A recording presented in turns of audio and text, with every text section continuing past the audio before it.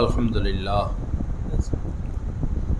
अल्हम्दुलिल्लाहि व कफ़ा व सलामुन अला इबादिहिल्लज़ीना इस्तफ़ा अम्मा बअद क़ाल अन्नबिय्यु सल्लल्लाहु तआला अलैहि वसल्लम इज़ा मातल इंसान इनक़ता अन्हु अमलुहु इल्ला मिन सलासा मिन सदक़तिन जारिया अव इल्मिन युन्तफ़अु बिही अव वलदिन सालिह यदअू लहू अव कमा क़ाल अलैहिस्सलातु वस्सलाम व क़ाल रसूलुल्लाहि सल्लल्लाहु अलैहि वसल्लम इन्नस्सदक़ता लतुत्फ़िउ ग़ज़ब रब्बि व तदफ़अु मीततस्सूइ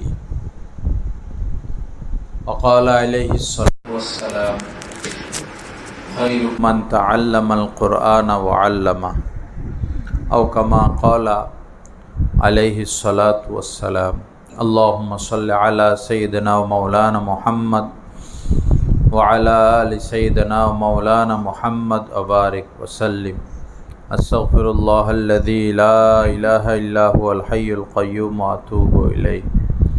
আল্লাহ পাক জাল্লা জালালুহু আমাদের সবাইকে মাফ করে দেন।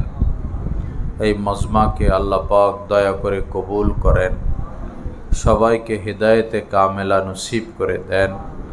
পুরা এলাকা, পুরা মহল্লা, সমস্ত নারী পুরুষকে সহি দ্বীন গ্রহণ করার তৌফিক দান করেন।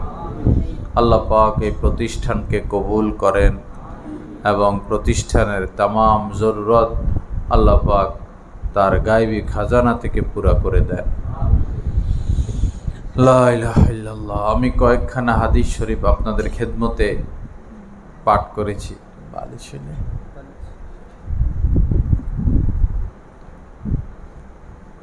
হুজুর পাক সাল্লাল্লাহু আলাইহি সাল্লাম বলেন, যখন কোনো মানুষের ইন্তেকাল হয়ে যায়, ইযা মাতাল ইনসান ইনকতা আনহু আমালুহু ইল্লা মিন সালাসা।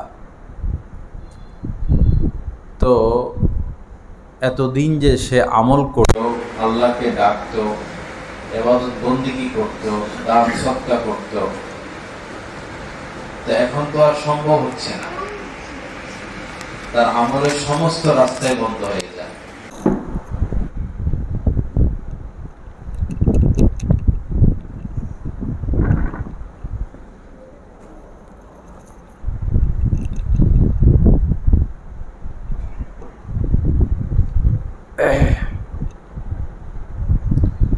ইনকতা আনহু আমালুহু ইল্লা মিন সালাস। আমলের সমস্ত রাস্তা বন্ধ হয়ে যায় তিনটা রাস্তা ব্যতীত। মিন সদকাতিন জারিয়া, প্রথম হলো সে যদি কোনো সদকায়ে জারিয়ার আমল করে থাকে, কোনো দিনই প্রতিষ্ঠানে কিছু দিয়ে গেল, কোনো মসজিদে কিছু দিয়ে গেল, বা রাস্তাঘাট করে গেল, একটা টিউবওয়েল দিয়ে গেল, একটা বাথরুম বানিয়ে গেল, একটা ব্রিজ পোল করে গেল। সদকায়ে জারিয়া মানে যে আমলটা অব্যাহত থাকে, একটা গাছ লাগাইয়া গেল, তো সে কবরে এটার সওয়াব পেতে থাকে। গাছ লাগানো সদকায়ে জারিয়া। আও ইলমিন ইউনতাফাউ বিহি, অথবা সে যদি কোনো ইলমি খেদমত করে গিয়ে থাকে, যেমন আজকে আমাদের একজন ওস্তাদ, আমাদের হাদিসের ওস্তাদ দুনিয়া থেকে বিদায় নিয়েছেন, বিবাড়িয়া বাড়ি মাওলানা রফিকুল ইসলাম সাহেব। আল্লাহ পাক ওনার কবরকে নূর দ্বারা ভরপুর করে দেন। ওনার মৃত্যুর খবরের সাথে সাথেই ওনার সকল ছাত্ররাই ওনার জন্য দোয়া শুরু করলেন এবং ওনার আমল নামায় সওয়াব পাঠাইতে লাগলেন। তা আমরা যে ওনার ছাত্র, আমরা এখন পড়াই, ছাত্র তৈরি করি আল্লাহর মেহেরবানিতে, এই সব সওয়াব উনি পাইতে থাকবেন। কিয়ামত পর্যন্ত যতদিন দর্সে হাদিস চলবে উনি এভাবে সওয়াব পেতে থাকবে। আও ওয়ালাদিন সালেহ ইয়াদউ লাহু, অথবা যদি কোনো নেক সন্তান রেখে যায়, ভালো ছেলে, সৎ ছেলে, আল্লাহওয়ালা ছেলে, আর এই ছেলে তার জন্য দোয়া করতে থাকে, তো এই সওয়াবটাও এই মৃত ব্যক্তি পেতে থাকবে। ছেলে দোয়া করে, পরে নাতিয়ে করে, পুতিয়ে করে। এখন এমন জামানা আসছে তো ছেলে মেয়েরাও মা বাবাকে ভুলে যায়। আগে তো বন্ধু বান্ধব ভুলতো, এখন ছেলে মেয়েরাও ভুলে যায়।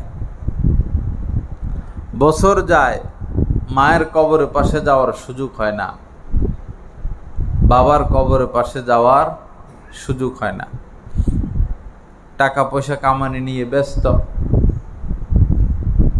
বড় নালায়েক আমরা, বড় নাফরমান, বড় অকৃতজ্ঞ।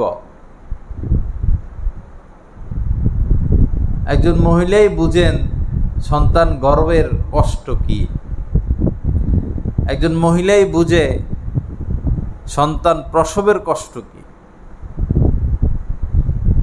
সে মা চলে যায়, মায়ের কবরের পাশে যাওয়ার সুযোগ হয় না। বাবা চলে যায়, বাবার জন্য দোয়া করার সুযোগ হয় না।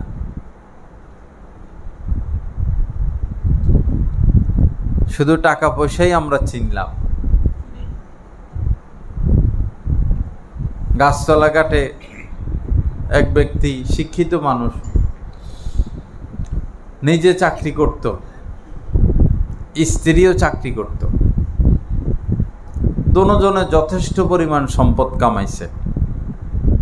ঢাকাতে বাড়ি, ভৈরবে গ্রামে অনেক সম্পদ। সংসারের স্বাদ কখনো পায় নাই। স্ত্রী এক জায়গায় চাকরি করে, স্বামী আরেক জায়গায় চাকরি করে, মাঝে মধ্যে দেখা সাক্ষাৎ। যাই হোক, পরে একটা ছেলে একটা মেয়ে। ছেলেও বড় শিক্ষিত, মেয়েও বড় শিক্ষিত। এখন মেয়েও চাকরি করে, ছেলেও চাকরি করে। ছেলে বিদেশে 7 বছর, 8 বছর, 10 বছর পরে, 10-12 বছর পরে একবার দেশে আসে। তো বলুন তো, এরা যে স্বামী স্ত্রীর সম্পদের পাহাড় জমাইলো, এটা খাবে কে? এখন আবার ছেলে মেয়ে বড় হইয়া তারাও কামানো শুরু করলো, ওইটা খাবে কে? আল্লাহ কি শুধু টাকা পয়সা কামানোর জন্যই আমাদেরকে সৃষ্টি করছেন? এই ভুলটা করবেন না কেউ। ছেলেকে বিয়ে করাবেন, চাকরিজীবী মেয়ে নয়। ঘর চলে, সংসার চলে, মেয়েরা কেন চাকরি করবে? মেয়েদের কর্মসংস্থান হচ্ছে ঘর। সে ঘর দেখবে, স্বামী বাহিরেরটা দেখবে। যার যেই কাজ, যেমন একটা ঘর তৈরি করে, তো ঘরের মধ্যে কেউ আছে ইলেকট্রিক মিস্ত্রি, কেউ রাজ, কেউ টাইলস, এরপরে কেউ লেবার, এরপরে আর কি কি যেন আছে। সবাই যদি বলে যে না আমরা সবাই টাইলসের কাজ করবো, তো রাজের কাজ করবে কে? ইলেকট্রিক কাজ করবে কে? ঢালাইয়ের কাজ করবে কে? ঢালাইয়ের লোক আলাদা। যার যেটা, সে সেটা যখন পুরো করবে তখন একটা বিল্ডিং সামনে আসবে। একটা সংসারের জন্য ওরকম ছেলেরও কিছু দায়িত্ব, মেয়েরও কিছু দায়িত্ব আল্লাহ ভাগ করে দিছেন। দুজনে যদি একই দায়িত্ব পালন করে যে আমরা শুধু টাকা কামাবো, তো বাকিটা করবে কে? সংসার সুন্দর হয় না। আল্লাহ সহি বুঝ দান করেন। মনে করেন একটা সংসার, ছেলেও ভাত পাকাইতেছে, মেয়েও ভাত পাকাইতেছে, মায়েও ভাত পাকাইতেছে, বাপেও ভাত পাকাইতেছে, বৌমাও ভাত পাকাইতেছে, নাতিপুতিও ভাত পাকাইতেছে, তো খাবে কে? খাওয়ার লোক কে? কোরআন সুন্নাহ মোতাবেক চলতে হবে। কোরআন সুন্নাহর বাহিরে না যাওয়া। আমরা বহু দেখতেছি যারা স্বামী স্ত্রী দুজন চাকরি করে, তাদের ঘরটা সুখের হয় না, ছেলে মেয়ে মানুষ হয় না। বাচ্চাটা দেখবে কে? মা অফিসে চলে যায়, সারাদিন মোবাইল টিপে টেলিভিশন দেখে, পাপের কাজ করে, গুনার কাজ করে। একটা বাচ্চা পালা যে কঠিন, যে কষ্ট, এটা মা ছাড়া কেউ মেনে নিবে না। দাদি এটা মেনে নিবে না, নানি এটা মেনে নিবে না, বুয়া এটা মেনে নিবে না। পত্রিকায় আসছে স্বামী স্ত্রী দুজন চাকরি করে, বাচ্চা ছোট, তো বাচ্চাকে বাসায় রেখে যায় বুয়ার কাছে, কাজের মেয়ের কাছে। তো মা বাবা অনুভব করলেন যে মনে হয় আমরা বাসা থেকে চলে গেলে আমাদের বাচ্চাকে মারে, কিন্তু মায়ের কোনো দাগ শরীরে থাকে না, আর বাচ্চা তো কথা বলতে পারে না। পরে পিতা সিসি ক্যামেরা বসাইছে ঘরে, সব রুমে রুমে চিপায় চাপায়। তো এখন মেয়েও আর মারতে পারে না। পরে সে কি করছে, বাথরুমে নিয়ে যায়। মায়ের যখন জিদ উঠে, বাচ্চা এর জ্বালায় জিদ উঠে, বাথরুমে নিয়ে ভালো মতে দেয়। তো বাথরুম থেকে বাথরুমে ঢুকাটা দেখে সিসি ক্যামেরা, বাইর হওয়াটা দেখে। তো টাইনে যে ঢুকায় এটা সে দেখে, আবার বাইর হওয়ার সময় যে কান্না করে এটাও দেখে, এবং কান্নার আওয়াজ পায়। পরে এখন আর কি করবে, মেয়েকে পরে বিদায় দিয়ে দিছে বা মারধর করছে। সন্তান অনেক বড় নেয়ামত। মা ছাড়া দুনিয়াতে দ্বিতীয় কোনো ব্যক্তি নাই যে সন্তানকে আদর্শ ভালোবাসা দিয়ে লালন পালন করবে। আল্লাহ পাক সহি বুঝ দান করেন। লোভ না করি। আমাদের লোভ দেখলে মনে হয় এক একজনের পেট বঙ্গোপসাগরের থেকে বড়। জিহ্বা দেখলে মনে হয় আমাদের এক একজনের জিহ্বা এত বড় যে মাঠ আসমান আর জমিন, এক একজনের জিহ্বা এত বড়, সব খায় ফেলবো। এক পক্ষ তো 16 বছর খাইছে, খাইয়া এটা কোনো জিন্দিগি হইল যে চুরি ডাকাতি কইরা পরে আমরা দেশের থেকে আগ থেকে প্ল্যান প্রোগ্রাম, বাড়ি টাড়ি আগে জায়গায় জায়গায় বানায় রাখছি। চুরি ডাকাতি কইরা আমরা যা পারি যতদিন টিকলাম, পরে জায়গায় জায়গায় তো আমরা বাড়ি গাড়ি আছি। এই জীবন তারা বাইসা নিছে। আচ্ছা, এই মুসিবত তো গেল, এখন তো আরো বড় মুসিবত। এখন 1-1.5 মাসের মাথায় হেরা 16 বছরে যা কামাইছে, এরা মোটামুটি 1-1.5 মাসে মনে হয় 5-6 বছরের টাকা কামাই ফেলাইছে। মাঠ একটাই, এতদিন এক পক্ষ খেলছে, এখন আর এক পক্ষ খেলা শুরু করছে। এখানে আপনারা হয় আওয়ামী লীগ হয় বিএনপি, দুই পার্টির লোকই তো, হয় কেউ আওয়ামী লীগ হয় বিএনপি, দোনো পক্ষে আপনারা এখানে আছেন। চুরি করে না এরকম এমপি মন্ত্রী কয়জন আছে? একটা জুতা চোর মসজিদে ধরা পড়লে এমন মাইর দেয়, পকেট মাইর ধরা পড়লে ঢাকা শহরে মারতে মাইরে ফেলায়। তো এরা যে এক একজন হাজার হাজার কোটি কোটি টাকা মাইরা নিল, আপনারা দেখি এখনো এদেরকে মহব্বত করে। আওয়ামী লীগের লোক এখনো আওয়ামী লীগ, বিএনপির লোক এখনো বিএনপি, অথচ জানে আমাকে নেতারা সব চোর বাটপার বেশিরভাগ। কি জন্য যে এত ভালোবাসা তাদের প্রতি আল্লাহ মাবুদে জান। 18 লক্ষ কোটি টাকা নিছে সরকারি হিসাবে ঋণ বাংলাদেশ, 18 লক্ষ কোটি টাকা। এটা তো হিসাব ছাড়া তো আছে। 4 জনের টাকা ফিরে আনতে পারলে এই ঋণ থাকবে না। কয়জন? নাম কইতাম না, ইশারা দিয়ে কয়ে দিতাম। হ্যাঁ, নাম কইতাম। আমার ভিতরে তো কারো ভয় নাই ভাই। আচ্ছা, নাম না কই, ইশারা দি। প্রধানমন্ত্রীর ছেলে লন্ডন থাকে, আগের হেড টাকা, আর আরেক প্রধানমন্ত্রীর ছেলে আমেরিকা থাকে, হেড টাকা, হের বোনের টাকা, বোনের মেয়ের টাকা, বোনের মেয়ে লন্ডন থাকে। এই 4 জনের টাকা আনতে পারলে ঋণ টিন দিয়া আরো 5-7 বছর দেশ সুন্দর চালাইতে পারবে।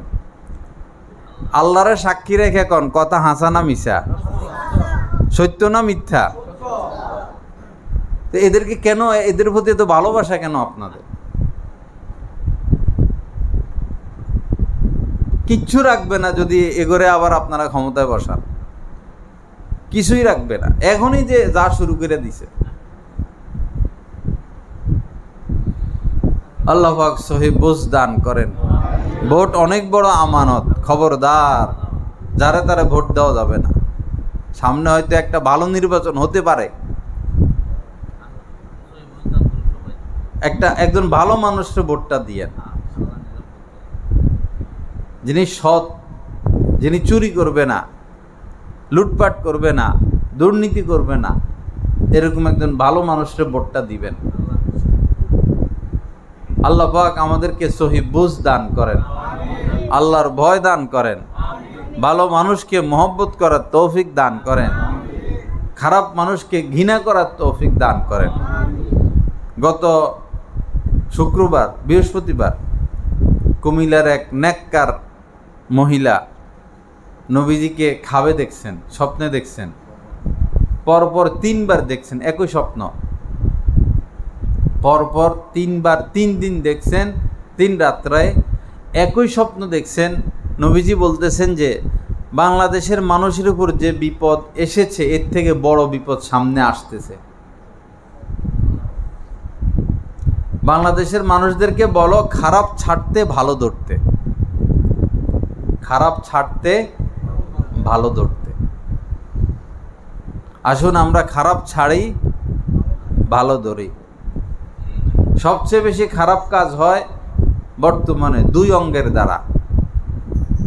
কয় অঙ্গের দ্বারা? 1 নম্বর হলো চোখ। জোয়ান, বুড়া, পোলাপাইন,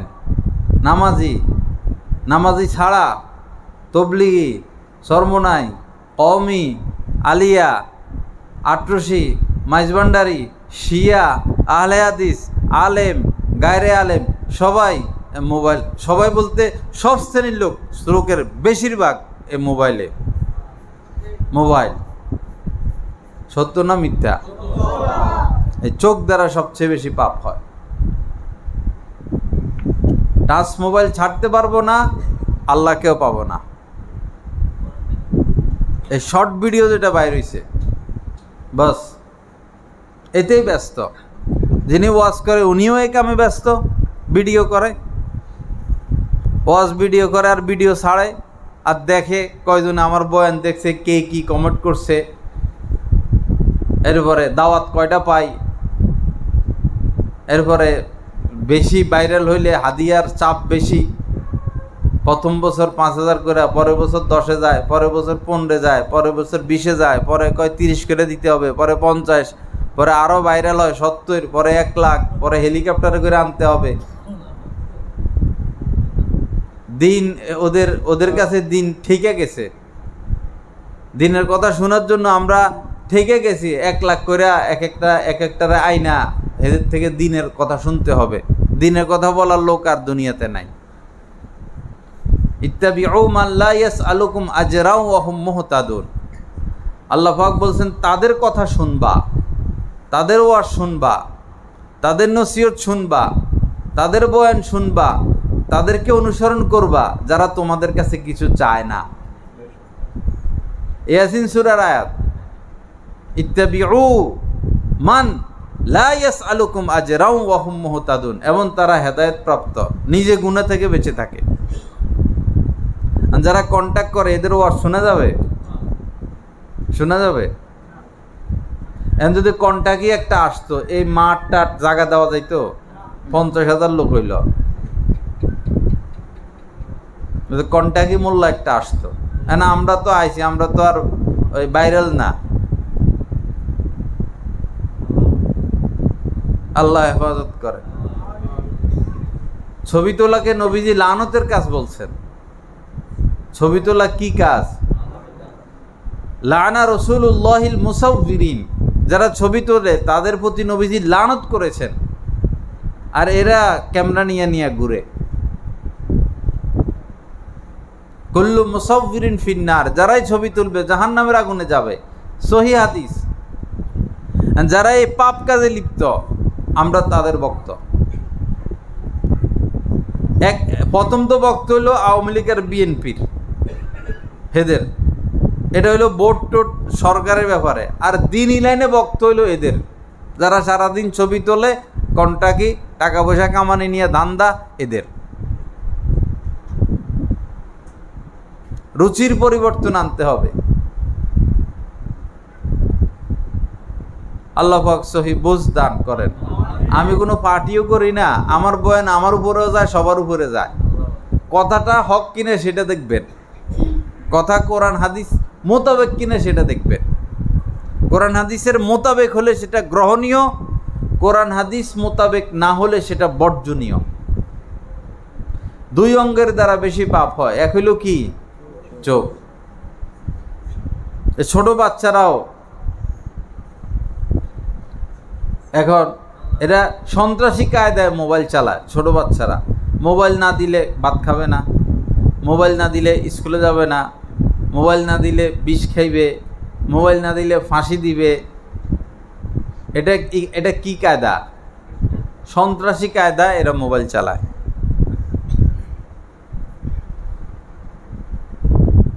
এরা না বলে, কিন্তু এরাও খারাপ জিনিস দেখে দেখা এখনই চরিত্র নষ্ট হয়ে যাচ্ছে। এরপরে আমরাও খবর দেখি, খবর দেখতে যাই আরও কিছু দেখি, ভিডিও বয়ান শুনি। ভিডিও বয়ান শুনে কেউ দাড়ি রাখতে আজ পর্যন্ত দেখি নেই, নামাজ পড়তেও দেখি নেই।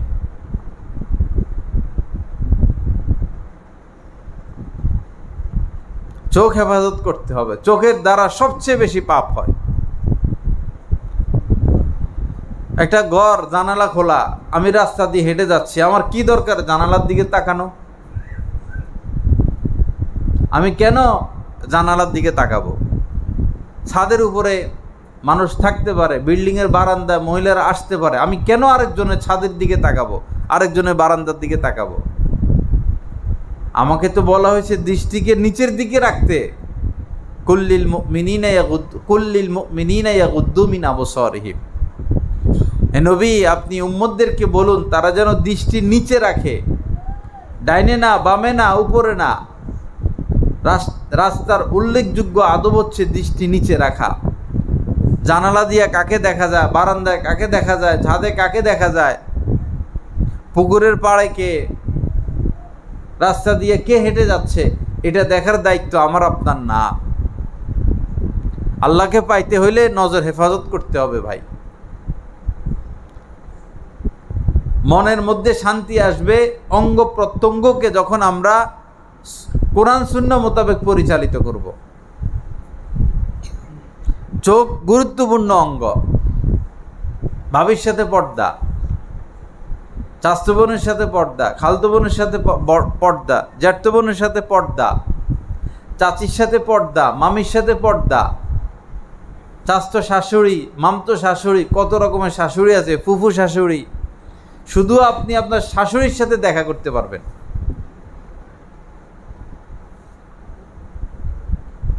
কোথায় আজ পর্দা? মাদ্রাসা হাজার হাজার হচ্ছে, মসজিদও হচ্ছে, নামাজিও বাড়তেছে, ওয়াজ মাহফিলও হাজার হাজার, মহল্লায় মহল্লায়। ভৈরবের মতো এত ওয়াজ বাংলাদেশের কোথাও হয় না, এত ওয়াজ ভৈরবে। পর্দা তো নাই ঘরে। আবার সুদখোর সব, বেশিরভাগ ব্যবসায়ীরা সিসির সাথে জড়িত। আগুন কিনে খাইতেছে, আগুন, সবাই পেটে আগুন ঢুকাইতেছে, ছেলে মেয়েকে নষ্ট করতেছে, রক্তকে নাপাক করতেছে। 100 মসজিদের সভাপতি হলে কি হবে যদি আপনি সুদ খান? 100 মাদ্রাসা প্রতিষ্ঠা করে দিছেন, প্রতি রাত্রে 100 রাকাত তাহাজ্জুদ পড়েন, এ পর্যন্ত হজ উমরা করে ফেলছেন 40-50 বার, 3 চিল্লা 20-30 বার দিয়ে দিছেন, আপনি খাইতেছেন সুদ। লাভ হইল কি? লা ইয়াদখুলুল জান্নাতা লাহমুন নাবাতা মিনাস সুহতি। নবীজি বলেছেন, যেই দেহ বৃদ্ধি পায়, যেই দেহ হৃষ্টপুষ্ট হয় হারাম খেয়ে খেয়ে, সেই দেহ, সেই শরীর জান্নাতে প্রবেশ করবে না।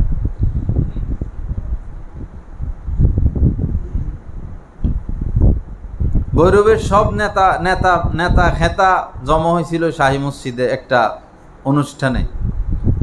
সব শিল্পপতি, বিএনপির নেতা, আওয়ামী লীগের নেতা, শিল্পপতি, কোটিপতিরা পরে আমারে দিছে নসিহত করতে। পরে আমি নসিহত করছি, আপনারা যারা সুদের সাথে লিপ্ত, কেউ মসজিদ মাদ্রাসার কমিটি হওয়ার যোগ্য না। নসিহত হয়েছিনি জায়গা মতে।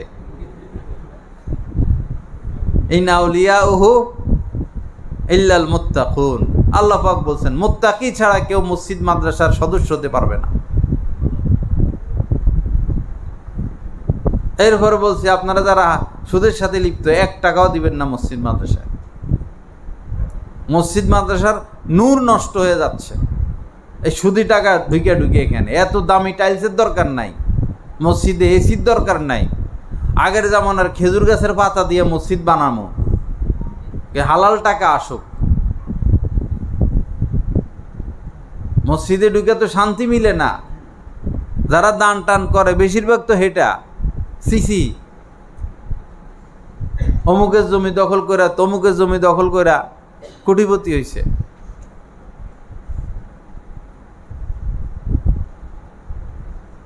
এই সমস্ত কথা বলনেওয়ালা খুব কম পাইবেন। ওই যে কণ্ঠশিল্পী আয়সা সুরমুর দিয়া যাওয়ার সময় 1 লাখ।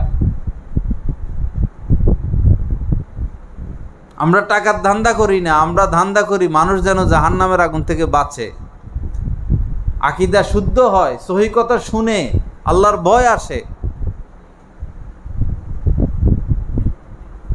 100টা ওয়াজ করাবেন, 100 ওয়াজ ফ্রি করে দিব, 1 টাকাও ইনশাল্লাহ দেওয়া লাগবে না। আসল হলো দিনের বুঝ।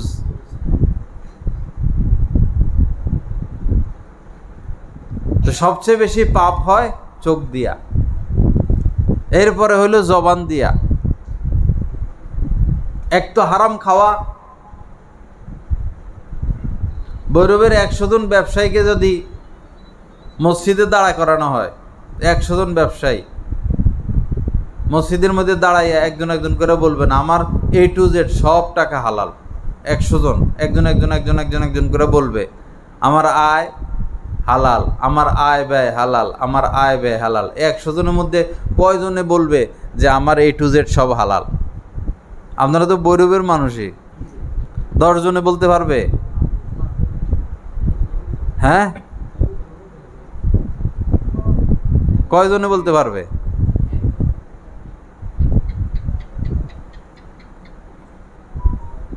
হালাল রিজিক। মহিলারাও সুদে টাকা লাগায়, স্বামী বিদেশে টাকা পাঠায় আর এই মহিলারা সুদে টাকা লাগায়। অনেক মহিলা আছে গ্রামে গঞ্জে গোপনে গোপনে সুদে টাকা লাগায়।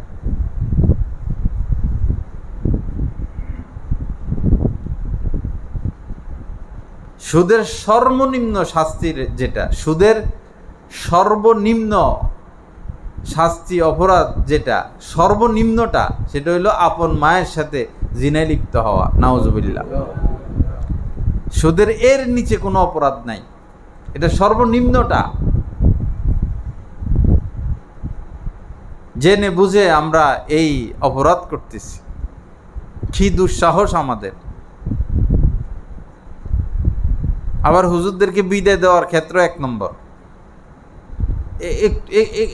100তে এদিক সেদিক হলে দেন দেন, বিদায় দিয়ে দেন।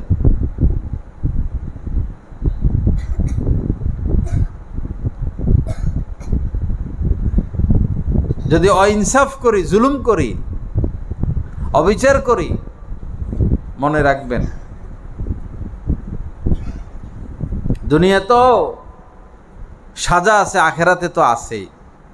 বহু মানুষ এরকম ছিল বৈরবে, 100 কোটি টাকার মালিক, মাত্র 5,000 টাকা খাইয়া বিচার উল্টাইয়া দিত। 100 কোটি টাকার মালিক 10,000 টাকা খাইয়া বিচার উল্টাইয়া দিত। তো সে কোটি টাকা এখন লাভ হইল কেন? তো আত্মগোপনে, এখন তো দৌড়ের উপরে আছে। এখন আবার অন্য পক্ষ খাওয়া শুরু করছে। তো এদের তো উচিত ছিল তাদের থেকে শিক্ষা গ্রহণ করা, যে আমাদের বড় ভাইরা খাইয়া এদের কি অবস্থা হয়েছে।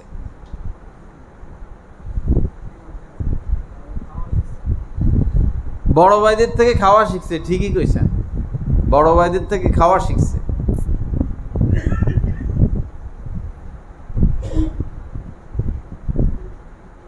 আল্লাহ পাক আমাদেরকে ইসলাম নসিব করেন, আল্লাহ পাক আমাদেরকে আল্লাহর ভয় দান করেন, আল্লাহ পাক আমাদেরকে এই চোখের পাপ এবং এই জবানের পাপ থেকে হেফাজত করেন। বাবা, হালাল খাওয়া, আমরা তো নিয়ত করছি, ফাইনাল নিয়ত, না খাইয়া যদি মরে যাইতে হয়, যদি রিক্সা চালাইতে হয়, যদি ভিক্ষাও করতে হয়, যদি সুইফারিও করতে হয়, সুইফারির কাজ করবো, ভিক্ষা করবো, কিন্তু হারাম খাবো না ইনশাআল্লাহ, সুদ ঘুষ খাবো না। এই নেতা খেতাদের থেকে রিক্সাওয়ালা 1000 বছর আগে জান্নাতে চলে যাবে।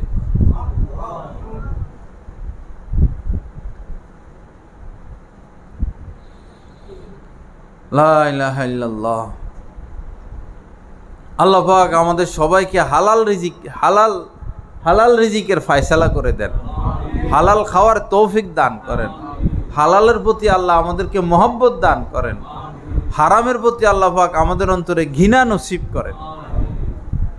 হযরত সিদ্দিক আকবর রাদিয়াল্লাহু তাআলা আনহু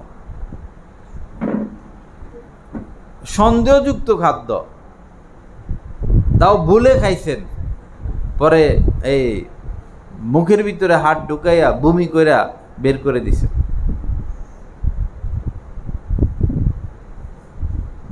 নবীজির নাতি হযরত হাসান রাদিয়াল্লাহু তাআলা আনহু ওই সময় তো ছোট ছিল, কিছু খেজুর রাখা ছিল, সৎকার খেজুর। তো একটা খেজুর, ছোট মানুষ না, একটা খেজুর নিয়ে মাত্র মুখে দিছেন, সাথে সাথে নবীজি বললেন, হাসান ছি ছি, ফেলে দাও ফেলে দাও, সৎকা আমাদের জন্য নিষেধ। এই তো নবীজির শিক্ষা ছিল। আর আমরা চুরি কইরা, দুর্নীতি কইরা, ডাকাতি কইরা, মিথ্যা কথা বইলা, ধোকা দিয়া, প্রতারণা কইরা আইনা আইনা শুধু ছেলে মেয়েরে খাওয়াইতেছি।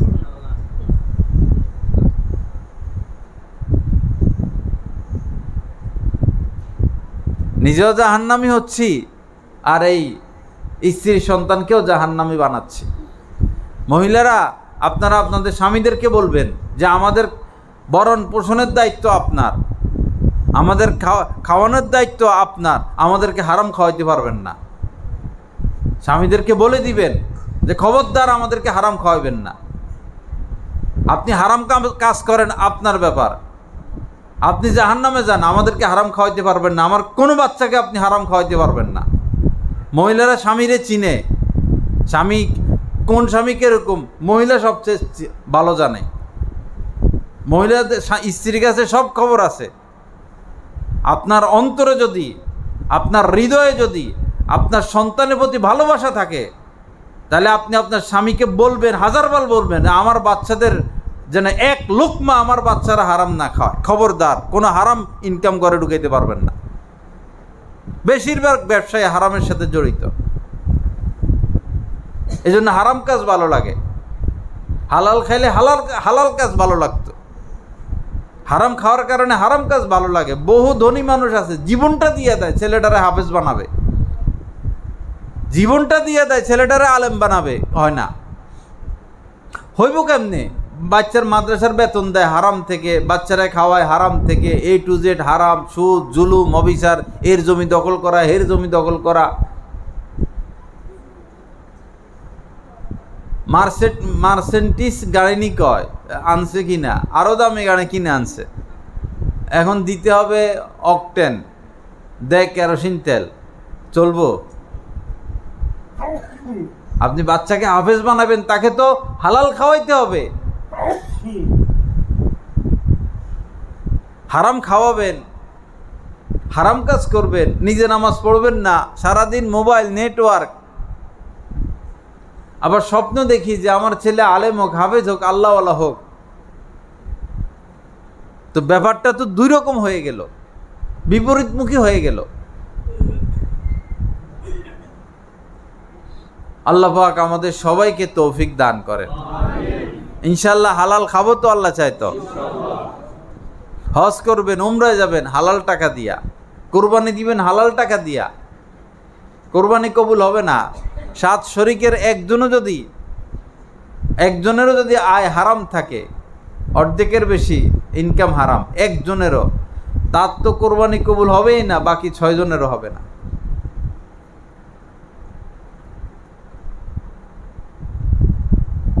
হারাম বড় কঠিন। আল্লাহ পাক সহি বুঝ দান করেন। মাত্র এই এক বুজুর্গ ছিলেন ইবনে হাসান রহমতুল্লাহ আলাই। আগের জামানায় তো সাবান ছিল না, ময়লা লাগলে মাটি দিয়ে ধুইতো। আমরাও ছোটোকালে দেখছি, এবং ছোটোবেলা আমরা এমন করতাম। ময়লা টয়লা লাগলে একটু মাটি নিয়া, পুকুর, দেশ গ্রামে তো পুকুর, তো হাতে ময়লা, একটু মাটি নিয়া গঠা মাজা দিয়ে ধুয়ে ফেললে হাত পরিষ্কার হয়ে যেত। আশ্চর্য বিষয়, মাটির মধ্যে আল্লাহ কি জাদু রাখছে। লোহা এত শক্ত, মাটির নিচে রাখলে শেষ। লোহা এত শক্ত, মাটির নিচে রাখলে লোহা থাকে। আর যদি আমের একটা বিচি, লিচুর একটা আটি, বা কোনো ফলের একটা আটি, লোহার তুলনায় এটা শক্ত না নরম? এটা পচে নাকি এটার থেকে একটা বাইরে হয়? আহা, কার কুদরত! মূলা দেখেন, মূলা আপনার হাতেটা আপনি 1 সপ্তাহ মাটির নিচে রাখলে হাতেটা থাকবো? দেখেন মূলা, এটা এই মাটির নিচের দিকে যাইতে থাকে। এত বড় মূলও আমরা দেখছি, আপনারা দেখছেন কিনা? হাল চাষ কিন্তু এত নিচে যায় না, কোদাল বা নাঙ্গল। এই মূলা দেখেন এই নিচের দিকে যাইতেছে, আর সাদা, কি সুন্দর তার বডিটা। কার কুদরত? আল্লাহর কুদরত, আল্লাহর কুদরত। মাটি কি নিয়ামত! তো ইবনে হাসান রহমতুল্লাহ আলাই এই হাত ধুইছেন মাটি দিয়া, হাতে কোনো ময়লা টয়লা লাগছিল। পরে হঠাৎ মনে পড়ছে, আরে কার মাটি দিয়ে হাত ধুইলাম, তার তো অনুমতি নিলাম না। দেখেন কত বড় আল্লাহওয়ালা। একটু মাটি দিয়ে হাত ধুইছেন, পরক্ষণেই টেনশন শুরু হয়েছে, কার মাটি দিয়ে হাত দিলাম। পরে অনেক খোঁজাখুঁজি করে মালিক পায় নাই। আগে তো মনে করেন মানুষ টানুষ কম বসবাস করতো, জমি জমা এমনও পড়ে থাকতো, মাপ চাওয়ার মতো আর মানুষ পায় নাই।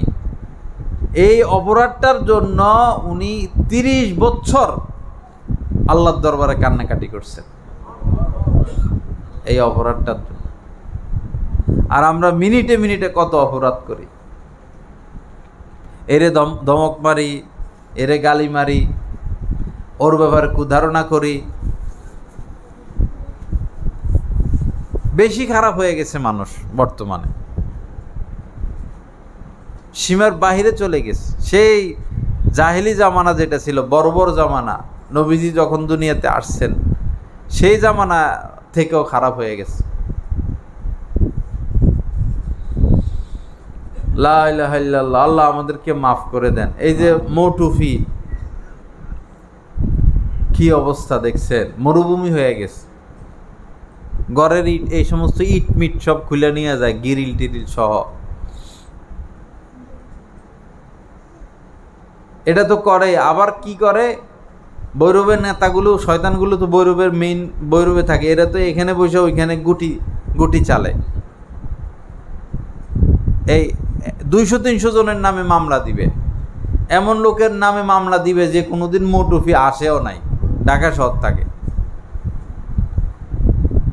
পরে মামলার নোটিশ গেলে, কি ব্যাপার, মার্ডারের মামলা তো, পরে কয় 10 লাখ দাও তোমার নাম কাইটা দিব, 20 লাখ দাও তোমার নাম কাইটা দিব। এত নিচে গেছে মানুষ। তা আল্লাহ যে জাহান্নাম বানাইছে, জাহান্নামের দরকার আছে কি না? এত নিচে আপনারা নামতে পারেন, তো আপনারা জাহান্নামে যাবেন না তো যাবে কে?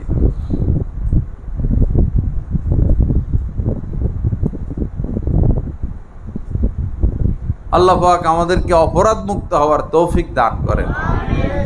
গুনাহ না করা ভাই, গুনাহ না করা। পুরা কোরআন হাদিসের সার নির্দেশ হচ্ছে গুনাহ না করা, নাফরমানি না করা।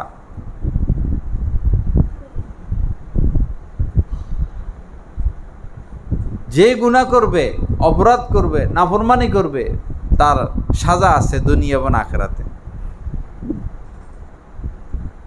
মান ইয়ামাল সুআ ইউজজা বি, যে অপরাধ করবে তাকে তার সাজা গ্রহণ করতে হবে। হ্যাঁ, যদি তওবা করে, বান্দার হক আদায় করে দেয়, তখন ভিন্ন কথা।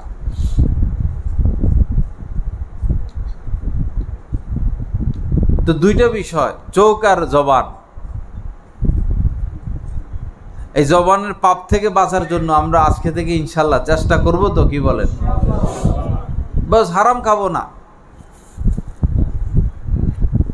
আমার এক চাচতো ফুফাতো বোন, আপন ফুফাতো বোন, বিয়ে হয়েছে, পরে গর্ভে বাচ্চা আসছে, সন্তান আসছে। তো ঘরে এখন সে আর তরকারি দিয়ে ভাত খায় না, শুধু ভাত খায় বা ডাউল দিয়া খায়। তো কি জন্য তরকারি খায় না, কি জন্য খায় না? এখন তো তার বেশি খাওয়া দরকার, মাছ খাওয়া দরকার, সে খায় না। পরে খবরে এদিক সেদিক যাইতে যাইতে পরে এক পর্যায়ে সে মুখ, আরে ভাই এখন ফোন রিসিভ করা লাগবে।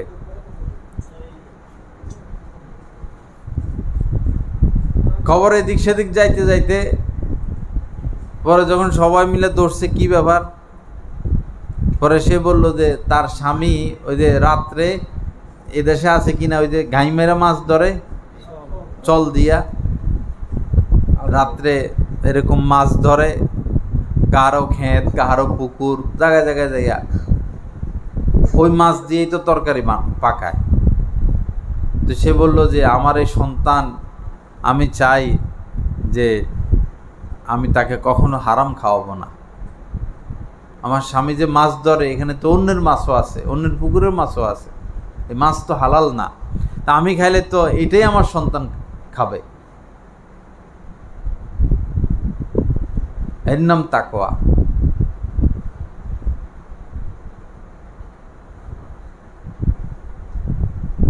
হালালের কোনো বিকল্প নাই ভাই।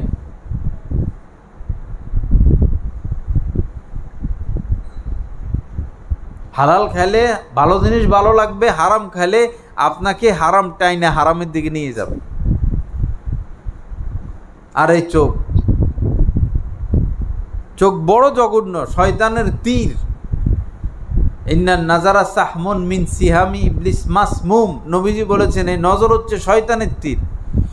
মহিলারাও খারাপ জিনিস দেখে মোবাইলে, মহিলারাও রাস্তাঘাটে বাইরে পুরুষের দিকে তাকায়। পুরুষ ভিন নারী দেখতে পারবে না, নারী ভিন পুরুষ দেখতে পারবে না। তিলকা হুদুদুল্লাহ, এটা আল্লাহর সীমারেখা। সীমারেখা অতিক্রম করলেই বিপদ। আল্লাহ পাক সহিহ বুঝ দান করেন। আল্লাহ পাক আমাদের সবাইকে মাফ করে দেন। আল্লাহ পাক আমাদের সবাইকে আল্লাহওয়ালা হওয়ার তৌফিক দান করেন। আমার ভাই, সোজা হইয়া যাইতে হবে আল্লাহর কাছে। ওয়ালা তামুতুন্না ইল্লা ওয়া আনতুম মুসলিমুন। আল্লাহ পাক বলেছেন মৃত্যুবরণ করো না মুসলমান হওয়া ব্যতীত। সোজা হয়ে মরতে হবে ভাই। আজকে জানাজা পড়ছি দুপুরে আমাদের কমলপুর মাদ্রাসায়, বয়স আমাদের থেকে কম হবে, বস চোখ বন্ধ করে ফেলছে, আর তো চোখ খুলবে না। কত মানুষের জানাজা পড়ে মুখে দাড়ি নাই, চেহারা কালো হইয়া যায়, চেহারা বিশ্রী হইয়া যায়, চোখ দুইটা বাইর হইয়া থাকে, দেখলে ভয় লাগে। আহা, যেখানে নিশ্চিত আমার মৃত্যু হবেই, জেনে শুনে কিভাবে আমরা আল্লাহর নাফরমানি করি। নিশ্চিত আল্লাহর সামনে যাইতে হবে। আল্লাহ সব দেখেন, আল্লাহ আমার সাথে আছেন, জেনে শুনে কিভাবে আমরা পাপ করতে পারি?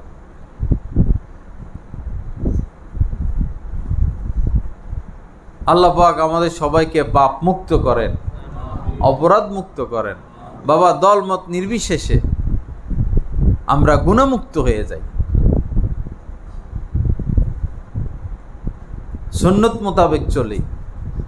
বৈরবে অনেক দল, ওহাবি, সুন্নি, আটরশি, মাইজবাডারে, শিয়া, আহলে হাদিস, দলের অভাব নাই ভাই, দলের দরকার নাই। আপনি নামাজি হইয়া যান। 5 ওয়াক্ত নামাজ তো ফরজ আমাদের উপরে। রমজান মাসে রোজা রাখা ফরজ, ধনী হইলে হজ ফরজ, যাকাত ফরজ, সত্য কথা বলা ফরজ, হালাল খাওয়া ফরজ। ফরজ মানে আবশ্যকীয়, কাউকে কষ্ট না দেওয়া ফরজ, মা বাবার খেদমত করা ফরজ। যেটা করণীয় এটা করি, যেটা বর্জনীয় এটা বর্জন করি। দল পরে, দলে কাউকে জান্নাতে নিবে না। দল করে কেউ জান্নাতে যেতে পারবো না, দল করে কেউ জাহান্নাম থেকে বাঁচতে পারবো না। জান্নাতে যেতে হলে, জাহান্নাম থেকে বাঁচতে হলে আপনাকে আগে নামাজি হতে হবে, নামাজ ধরতে হবে। জান্নাতের চাবি হচ্ছে নামাজ। আর সর্বপ্রথম আল্লাহ নামাজেরই হিসাব নিবেন। এক সাহাবী নবীজিকে জিজ্ঞাসা করলেন, জানতে চাইলেন, ইয়া রাসূলুল্লাহ, মুমিন কি চুরি করতে পারে? নবীজি বললেন, মাঝে মধ্যে হয়তো কখনো সে চুরি করতেও পারে, কোনো কোনো মুমিন। নবীজি বললেন, সাহাবী বললেন, মুমিন কি জিনা করতে পারে? নবীজি বললেন, হয়তো কখনো তার দ্বারা জিনা হয়েও যেতে পারে। সাহাবী বললেন, মুমিন কি মিথ্যা কথা বলতে পারে? নবীজি বললেন, মুমিন কখনো মিথ্যা কথা বলতে পারে না। আর আমরা বর্তমানে সামান্য স্বার্থের জন্য মিথ্যা কথা বলে বসি। 10 টাকা লাভ হবে এটার জন্য মিথ্যা বলে বসে। সামান্য একটু শরম পাইতে হবে এজন্য মিথ্যা বলে বসে। আসুন সত্য কথা বলি, সত্যবাদী হই, সত্যকে সমর্থন করি, আল্লাহকে ভয় করি। আল্লাহ সাথে আছেন, আল্লাহ দেখতেছেন। হয়তো ঘুমের মধ্যেই ফাইনাল ঘুম হতে পারে কিনা, ঘুমের মধ্যেই ফাইনাল ঘুম। হঠাৎই মানুষের নিঃশ্বাস বন্ধ হয়ে যায়, সে বুঝে যে মনে হয় আমি এখনই শেষ। মাঝে মাঝে মৃত্যুর মোরাকাবা করবেন এবং লম্বা আশা না করা, আরও 10 বছর বাঁচবো, আরও 20 বছর বাঁচবো, আরও 50 বছর বাঁচবো, এই করব, সেই করব, ওই করব। লম্বা আশা দিন কেন্দ্রিক। আল্লাহওয়ালা হব, তাহাজ্জুদ পড়া শুরু করব, দান সৎকার শুরু করব, কোনো আল্লাহওয়ালার সোহবতে যাব, দিন শিখব, কোরআন শুদ্ধ করে শিখব, খারাপ কাজ ছেড়ে দিব, আখিরাতমুখী হব। এগুলো নিয়ে বড় লম্বা লম্বা আশা করা, দুনিয়া কেন্দ্রিক লম্বা আশা না করা, বিপদে পড়ে যাবেন। ছেলে মেয়েকে দিন শিখানো, যার যার রিজিক সে নিয়ে আসে। ইংরেজি লাইনে পড়াইলেই যে সে লাখ টাকা কামাবে, ব্যাপার তো এরকম না। আল্লাহ পাক জাল্লা জালালু যা কিছু আলোচনা হলো, আমাদের সবাইকে কথাগুলোর উপর আমলের তৌফিক দান করেন। আল্লাহ পাক আমাদেরকে হেদায়েতে কামেলা নসিব করেন। আল্লাহ পাক আমাদের সবার মনটাকে নরম করে দেন। তো মাদ্রাসার উদ্যোগে মাশাআল্লাহ অনেক সুন্দর প্রতিষ্ঠান। প্রত্যেক গ্রামেই একটা মাদ্রাসা থাকা উচিত। এটা রহমত আসার রাস্তা। যে এলাকায়, যে গ্রামে মাদ্রাসা নাই, সেই গ্রাম শূন্য শূন্য লাগে, নূরহীন লাগে, বরকতহীন লাগে। মাশাআল্লাহ কি সুন্দর মসজিদ আপনাদের। মসজিদের পরে বড় পুকুর, গাছপালা। সবাই শুধু গাছ কাটে আর মার্কেট করে, বাড়ি করে। গাছ কাটা ঠিক না, গাছ লাগাইতে হয়। সবারই উচিত প্রতি বছর অন্তত 10টা করে গাছ লাগানো। রাস্তাঘাট কোনো জায়গায় যেন খালি না থাকে। কার জায়গা দেখার দরকার নেই, আপনি সদকা জারিয়া নিয়ে তো একটা গাছ লাগাই দিবেন, এটা সদকা জারিয়া। গাছপালা মাশাআল্লাহ সুন্দর। তো মাদ্রাসার একটা জরুরত, এখানে পশ্চিম পাশে ভবনের কাজ ধরছে, এরপরে এখন বালু ফেলতে হবে। কয়টাক বালু না